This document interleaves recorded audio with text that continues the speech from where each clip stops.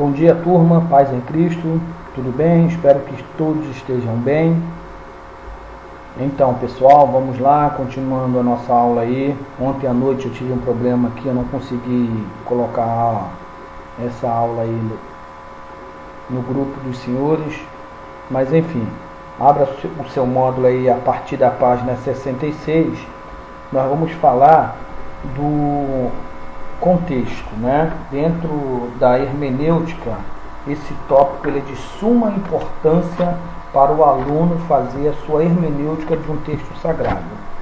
Pois bem, está aí na tela, conforme no slide, a nossa aula de hoje está baseada dentro da importância do contexto, né? O contexto é o maior determinante no sentido de um texto, né? Então é de suma importância a gente compreender como que o contexto está dividido, né? Precisamos considerar alguns princípios fundamentais do contexto. Então, dentro do módulo aí, a partir da página 66, nós vamos estudar os 3 tipos de contexto, ou melhor, os 5 tipos de contexto, dentro da apostila aí do módulo da instituição. O primeiro contexto é o contexto geral da Bíblia, o segundo é o contexto remoto, o terceiro é o contexto referencial e o quarto é o contexto histórico e, por fim, o quinto e último é o contexto literário. Então, se você observar aí no módulo, né, eu vou fazer uma leitura aí do primeiro parágrafo na página 66, que diz sobre o contexto. É o maior determinante no sentido do texto. Ponto. A maior parte dos erros doutrinários de heresias, de seitas falsas, vem do emprego do texto bíblico sem o seu contexto, né? A famosa frase, texto sem contexto é pretexto para a heresia. O que significa contexto? Se você for pegar o dicionário, contexto significa tecido, né? Denota união, associação ou companhia, que vem do latim da palavra cum, e textum, outra palavra do latim, quer dizer tecido, por extensão, com textura, trama. Sendo assim, o contexto é o nexo recíproco dos vários elementos de uma oração, sejam próximo, que nós chamamos de contexto imediato, sejam distante, que nós chamamos de contexto remoto. E aí nós vamos observar, no próximo slide que eu coloquei aí, qual a importância do contexto. Tá? Isso não está no módulo, é um complemento para os senhores aprenderem mais. Então nós temos 3 importâncias para o contexto na hermenêutica, né?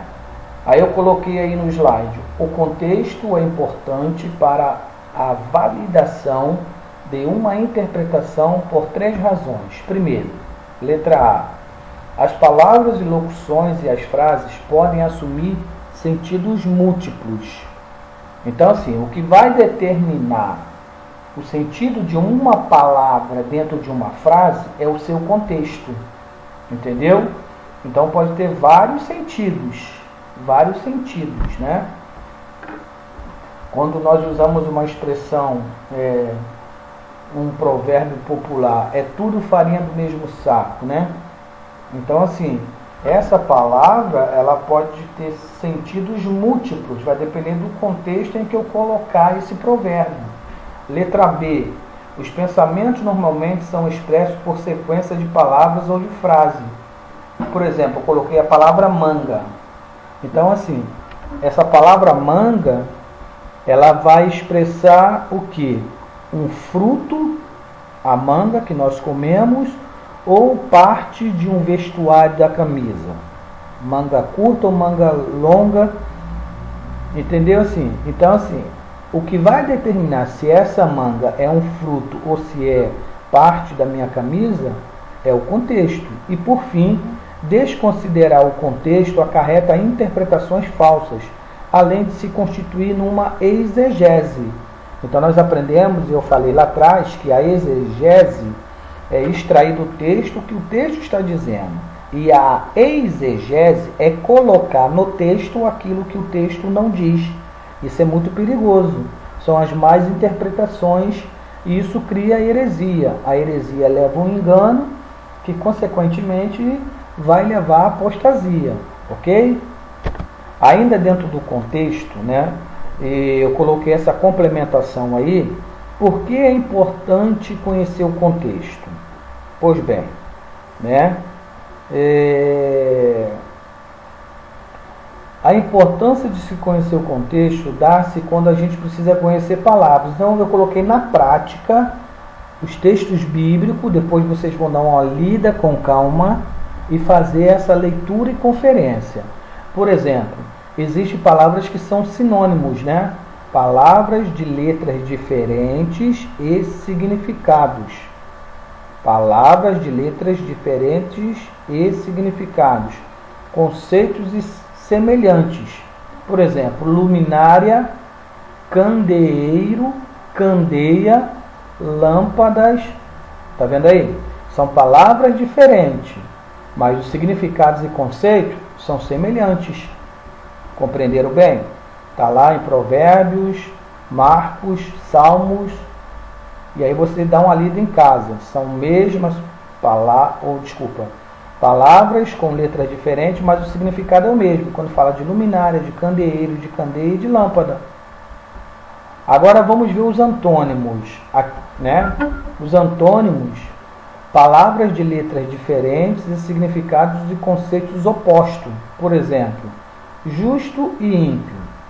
Tá vendo? São opostos. Provérbios 21:12. Prudente e simples. Provérbios 22:3. E rico e pobre. Então são palavras de letras diferentes e significados opostos, um contra o outro. Os chamados homônimos são palavras de letras iguais e significados diferentes. Por exemplo, canto, do verbo cantar, e canto como ângulo. Está em Salmos 102, 98:5, Provérbios 21:9 e Atos 26:26. Então você tem que saber se o canto é um verbo, cantar, tem a ver com a cantoria, ou se o canto é um ângulo, né? Um canto de parede, um canto de uma quadra e etc. e tal. Os homônimos homófonos, mesmo som, mas a grafia diferente. Por exemplo, cega, tornar cego, e cega, colheita. Então olha só, é o mesmo som, mas a grafia, letras são diferentes, conforme Êxodo 23, Deuteronômio 16, Jeremias 5 e Jeremias 51.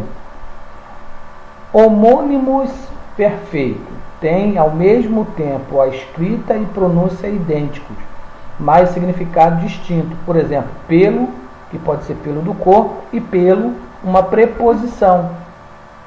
E tem outros exemplos de contexto. Por exemplo, nós estamos lá em 2 Samuel, capítulo 7, né? No verso 1, casa, que é residência. No verso 5 e 6, templo. No verso 16, 18, descendência. E no verso 19, reino quanto à descendência. 16, no versículo 16, quanto ao reinado do Messias. Então, assim, observe-se que nós temos que ter muito cuidado com as palavras.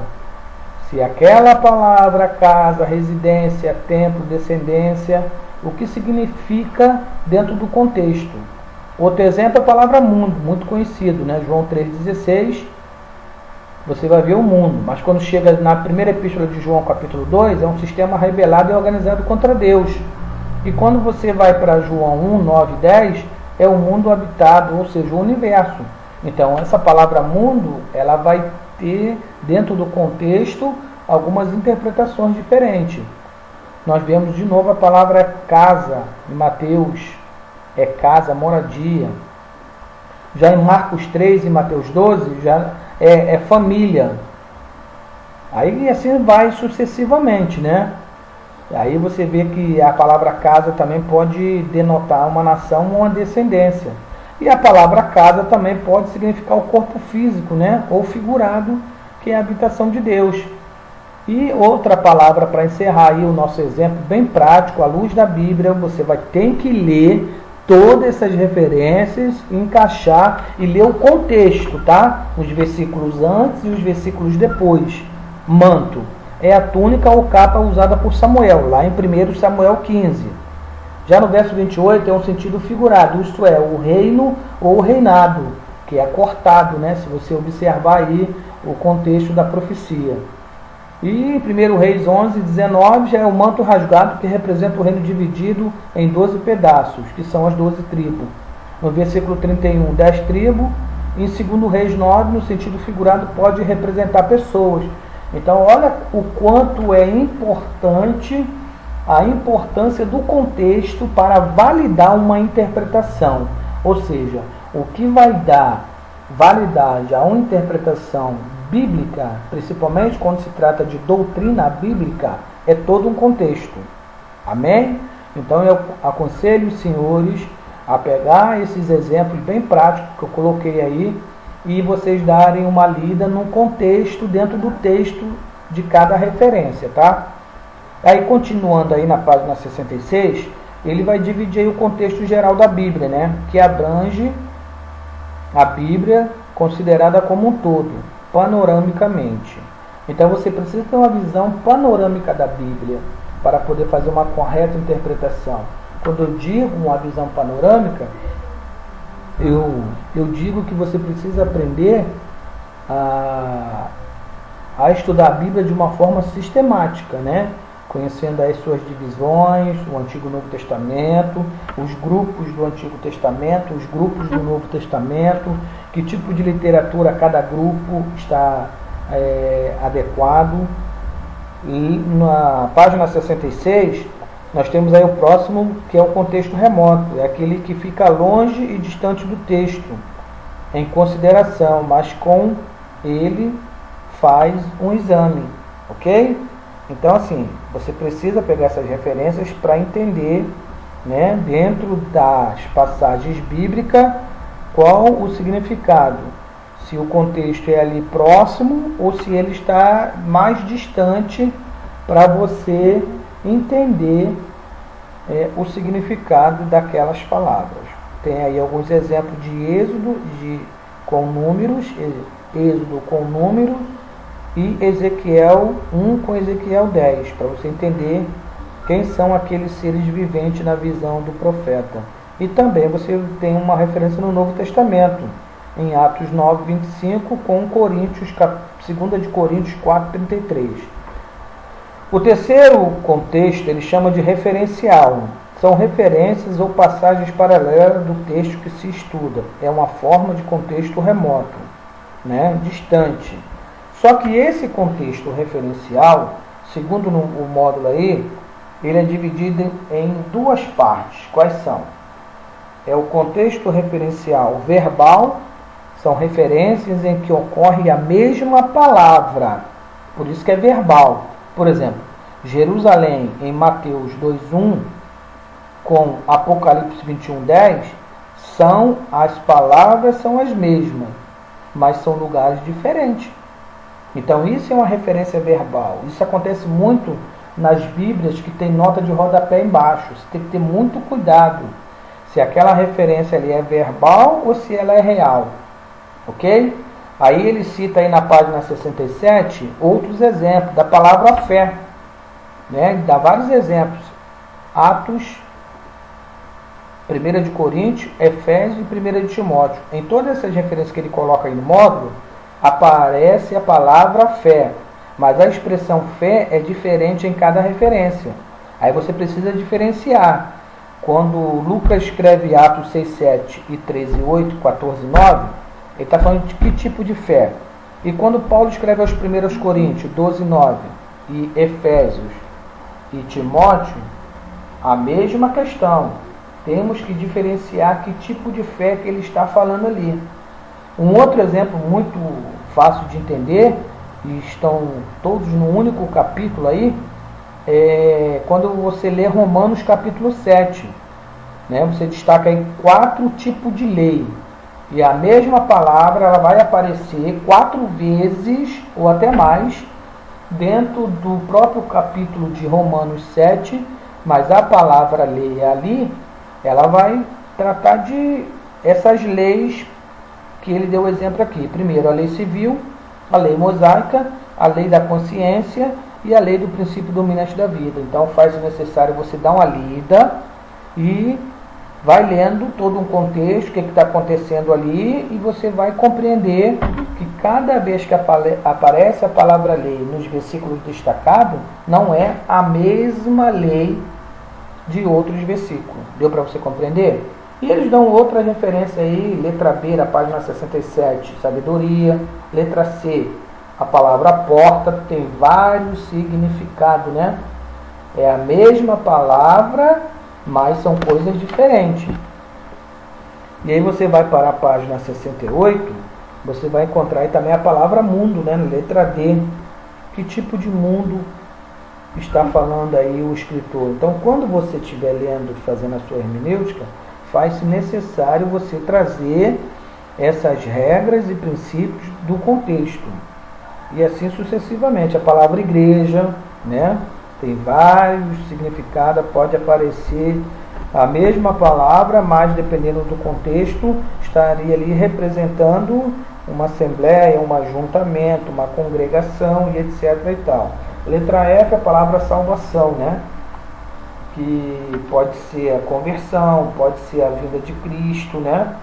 Pode ser o trabalhar para Cristo, ou seja, concluindo na página 68, ele coloca: as referências verbais podem também ser reais, dependendo de tratar-se do mesmo assunto. Então você tem que ter cuidado.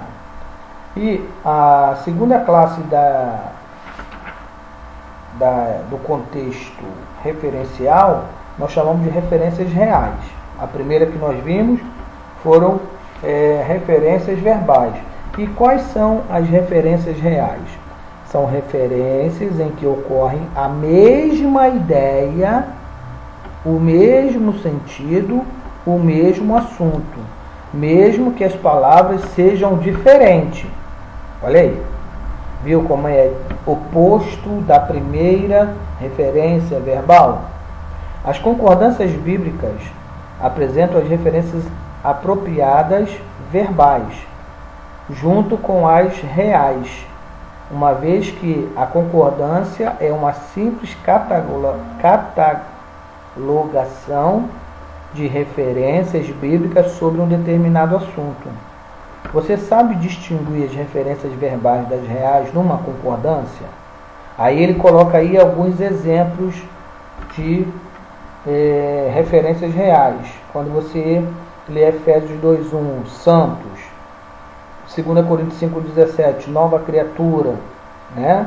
Então você tem vários exemplos aí.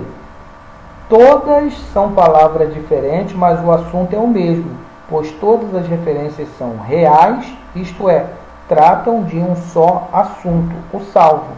Então aqui, quando ele dá esse exemplo, ele vai usar a palavra santo, nova criatura, fiel, filho de Deus, crente, discípulo, nascido de Deus, justos e remidos. Então são palavras diferentes, né? Porém, são reais, mas trata de um único assunto. Quem é? O salvo. Aqui então ele destaca na página 69, né, a questão das referências reais. Então nós temos que estar muito atento com relação a isso. Ok? Ainda aí no próximo slide, né, eu coloquei o significado do contexto, vem do latim, contexto, que significa tecido, né? É o tecido da história e do fato, e etc. Desprezar o contexto é aprender errado e depois ensinar assim. É o que acontece. As más interpretações, porque não aprendem o contexto. Não é jamais correto tomar um trecho qualquer e fazer o base de uma doutrina. As escrituras, no seu conjunto total, formam uma unidade perfeita, completa. Com textos isolados, podemos provar qualquer assunto com a Bíblia. Por exemplo, Filipenses 3:8. Alguns incautos afirmam que Paulo condenava aí a sabedoria, o saber natural. Porém, o contexto diz que o caso é bem outro. 1 de João 2:27. ensinam que o crente tem a unção, não precisa receber qualquer ensino bíblico ou preparação. Mas o versículo 26 confirma o falso ensino dos falsos mestres enganadores. Por quê? Você tem que entender que na primeira epístola de João está combatendo ali uma heresia, né, dos gnósticos, em que dizia que a salvação vinha pelo conhecimento filosófico. Então ele está combatendo. Por isso que ele vai dizer que não necessitais que ninguém vos ensine nada, é a filosofia gnóstica, porque vós tendes a unção dos santos. Ok? Em 1 Timóteo 5,14, Paulo se refere às viúvas jovens, moças, e não às moças solteiras. Compare o contexto do versículo 11, para você ver. Texto sobre a regra do contexto. 2 de Pedro 1,2 e Romanos 15,4. Então se faz necessário muita leitura do texto e do contexto, saber quem escreveu, para quem, em que época, tudo isso é uma visão panorâmica das Escrituras. E esse contexto geral da Bíblia, nós também chamamos de contexto remoto, pode estar próximo, fechando o contexto referencial, e aí nós destacamos aí os dois, que nós acabamos de falar, sobre esses dois. Então, assim, para imediato e fim de estudo, fica somente essa aula para hoje. Amanhã ou depois da manhã eu estarei colocando, né, os outros tipos de contexto, né, que é o contexto histórico, o contexto literário, e depois nós vamos falar sobre os tipos de análise, na página 71 em diante. Ok? Vamos devagar, com calma, para que nós possamos compreender melhor. Mas o contexto é das partes mais importantes do estudo da hermenêutica. Que Deus nos abençoe em Cristo Jesus. Tenham um bom dia e qualquer dúvida estarei à disposição dos irmãos. Paz em Cristo.